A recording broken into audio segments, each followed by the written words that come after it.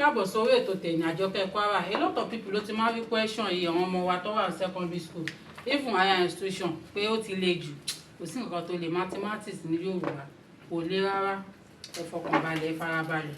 ṣé kẹ́ bá ti rí question báyìí kó tẹ́ máa kọ́kọ́ wá ní XCM báwo la ti ń find XCM èyí tó wà nísàlẹ̀ méjèèjì ẹ multiply ẹ 3 times 2 is what is 6 ẹ wá mú 6 yẹn ẹ fi multiply gbogbo ẹ ló bá tán. So now 6 tó jẹ́ LCM ẹ̀ lélẹ̀ ẹ fi multiply the whole this one 2x minus 1 all over 3 ṣé ẹ̀ ń gbọ́ mi ẹ̀yin ọmọ minus eléyìí náà ẹ fi 6 sí x plus 3 all over 2 is equal to 6 tí mo ní ká lò dot yẹn mi multiplication 4 ṣóyé now kí ni nǹkan tẹ́ bá ti rí nǹkan báyìí ẹ divide ẹ pín sí kéékèèké ẹ pín sí wẹ́wẹ́wẹ́ 3 mélòó ló wà níbi ẹyọ̀kan mélòó bí méjì 2 mélòó ló wà níbi mẹ́ta ẹbí ẹyọ̀kan kí ló wá kù 2 ó yá 2x minus 1 minus 3x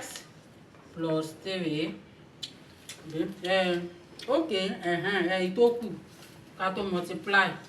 is equal to 6 times that's 24 now 2 times 2x is what 4x